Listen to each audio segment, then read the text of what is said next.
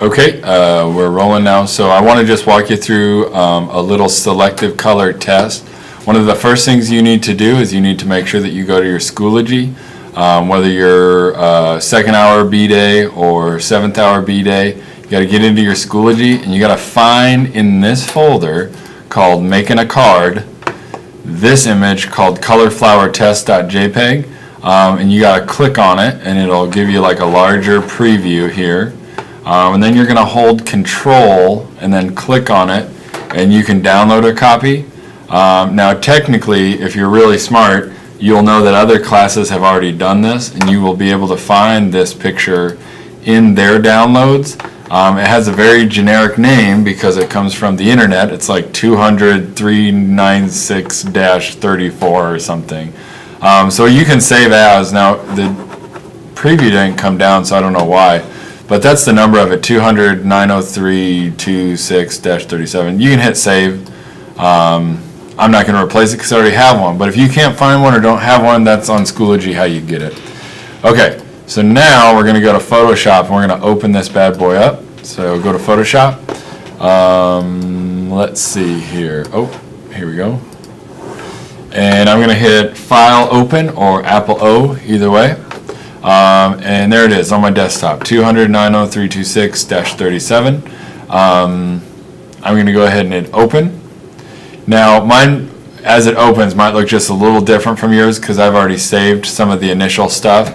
I will make it look like yours in just a second. So I'm going to delete all that. So this is the image that we got from the internet. It's a nice picture of a rose. You got some good color. And we're going to do that selective color. So again, if this was your photo, you would say, okay, I know I want to turn this black and white, and I know I want that red to pop back out. If you're doing it this way, this project, keep in mind, you have to have your own original photo. For today's test, we can use something from the internet, but when you do your own, you got to make your own original one. Okay, so shortcut time here. We're going to duplicate this layer twice. You could go Apple A, Apple C, Apple V for select all, copy, and then paste. You could also go over here and hit duplicate. There's an even better shortcut that someone just showed me. Sorry about that. Oh, how about, yeah, I opened calendar. I'm an idiot. Here's the shortcut. Hit Apple J. Apple J, Apple J, Apple J, J, J, J, J. That is just a shortcut for duplicating layer. That's pretty awesome. Now, you only need 2 of them, okay? So I'm going to delete all of those except for the 2 new ones I've made. It's very important this next step. You're going to relabel this, and you're going to call it black and white. We all have been doing a very bad job of not labeling our layers, and when I go to help you on stuff, I'm looking at layer 2, copy 9, layer 9, copy 3. Call it what it is so that we can use the layer palettes to more easily find our stuff, okay? So the top one's named black and white here. This one, we're going to call this, double click on it, adjust color. We're going to do some color adjustment in this layer, okay? Now, I lied. I want to make another copy of black and white because I want to show you 2 different ways of how it can look. So I just made black and white copy. Okay, to make a layer go from color to black and white, here's the shortcut. One simple click. Some of you might like it because it's quick and easy. I don't like it because Photoshop does it all for you. I like to have a little more control. So here's the dumb easy way. Image, adjustment, desaturate. And the shortcut is Apple Shift U. Alright? So it'll just take that layer and it'll make it be black and white. Now, to me, that looks really gray, like almost too gray in some spots. So I'm gonna do a better one. I'm gonna toggle off this eyeball, right? I'm gonna turn that off. And here's a better black and white where you get to control it a little bit more. Image, adjustments, black and white. Now it gives you this big old palette. Now the default is what it already did, but now check this out. I like kind of messing with some of these, or you can even say, okay, all the red colors, which is the flower, make those a little darker. Okay, all the greens, make those a little darker. So you can actually really control what's going on, right? Now, like I said, I like kind of just picking one of these that I think looks good, and I'm going max black. Now, the reason I like that, okay, is I feel like the leaves look really good. And some of you might say, yeah, but look at that rose. That rose is like pitch black. Well, I know I'm going to turn that rose red anyway. I don't care what the rose looks like in the black and white layer. I care what it looks like in this color, adjusted color layer. Okay, so now it's kind of like an eye doctor. Do you like number 1 or number 2? The easy dumb one or the one where you get a little bit more control? So what you need to do is kind of decide the black and white that you think looks best for you and make that happen. I'm going to go ahead and delete this black and white copy. I don't like that layer anymore. And I'm going to roll with black and white. Now I'm going to do some adjustments on this adjusted color. So I'm going to toggle off the visibility with the eyeball on the black and white layer and get into adjusted color. All of these color adjustment, contrast adjustments happen in mostly the same place. Image, adjustments, and then kind of all throughout here. So some people do levels, some do curves. I'm actually going to go into hue and saturation, but I want to show you another shortcut. You know how I went image adjustments and all this stuff? Look at this right here, adjustments. So this, brightness, contrast, levels, curves, hue and saturation. They're all right here too. I just don't use that one a whole lot, but I could. I could go hue and saturation, boom, right there. But I'm going to go image adjustments, hue and saturation. Okay, I actually want the red of that flower to be just a little more punchy, like a little more extreme. Now don't pay attention to the leaves because they're looking radioactive right now. But I'm talking that flower. I want that red to be more intense. Now maybe you want a more old looking photo and you want it to be more like dull, like gray. Okay, well you could do that too, right? I want a more saturated color. So that's in saturation. Now here's a really cool one. Let's say you don't want a red flower. Let's say you want a blue flower or purple flower, right? You can slide your hue and saturation around and that flower is changing color. So if you even want to like make it be a yellow flower, green, purple, red, whatever. I mean, it started out as red. I'll go ahead and make a like kind of a blue one. That's fine. And you can fiddle with the lightness if you want to. Maybe that's good, right?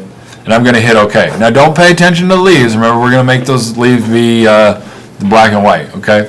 Now if you wanted to, some last minute touches, you could go image adjustments, brightness, contrast.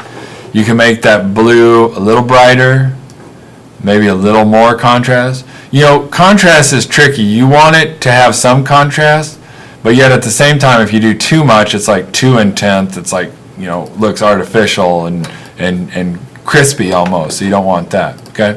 I'm pretty happy with that. All right, now let's turn the black and white back on. There's 20 different ways to do any one thing in Photoshop. Some of you might just say, oh, I know how to do this. I'm going to just erase the black flower here, and then the blue one's going to show through. Okay, you're not wrong. I got an eraser. I can hit my bracket and make it be huge, and I'm erasing. Okay. Oh, so here it is. I had to turn that off because I'm filming something really quick. Can I get you back in a few minutes? Okay. So if I erase in this black flower, look, right? Now there's my blue. The problem with this is I cannot control it, right? So if I accidentally go off on the side, well, now I'm seeing some of that pink leaf vegetation stuff. So that's not good, right? You don't want to do that. You could take a lasso and you could kind of go around the flower and then delete that. But here's the thing. You can't unget pixels that you've deleted from one day to the next. So I'm going to show you a really legit fancy way to control your layer a little bit better. So watch this. This shortcut right here is called a layer mask. I'm going to add a layer mask to my black and white layer. Now a layer mask will show up as this white square that is linked, connected to this layer. Don't overthink a layer mask. A layer mask, if you can only use 2 colors of paint. Even if I try and go red paint, it will make it be like a gray, right? So I hit D for default color, and all I can do is paint white or black paint in this layer mask. If it is black paint, it will make the pixels go away. So it's almost like an eraser. But where it's cooler than an eraser, I'm sorry, if I'm white, let's try the white. Am I in this? Oh, I'm on an eraser. I'm sorry, you got to go to brush, right? So B for brush tool, and it's like I'm painting white paint or black paint. I'll say that again. Black paint will make the pixels go away, right? So I'm erasing the black and I'm showing the blue coming through. Now where it's cooler than an eraser is, let's say I make a mistake up in here. Right? Mistake. Well, all I got to do is hit X and change to white paint, and I can brush over that mistake with white paint, and it kind of fixes it again. Okay, now we're going to switch it back to black. I'm going to paint, and I'm revealing what's underneath there. Here's the thing, I'm still painting though. I can still make lots and lots of mistakes. So here's what I like to do. Take a lasso tool, the polygon lasso, really zoom in, and I'm going to go click, click, click, click, all the way around my flower. I mean, we've done this before, so I don't have to do the whole thing. We know how to use a polygon tool. And let's go up in here, let's go here. And then once I get that, I'm going to drop that black paint, a black paint bucket in this whole area, and it's all going to go away. Now for that to work, you got to make sure your opacity is all the way up to 100, your tolerance is all the way up to 100. And I'm going to drop that black paint and watch it all go purple or blue, right? Like, oh, that's cool. I drop black paint and then the blue stuff shows through. So your job today is to do this. Have a black and white layer, layer mask, an adjusted color, and then clean up this rose. Now, I want you to save this as a JPEG, and then you're going to show it to me when I come back. All right? Okay. Thanks for listening to the video.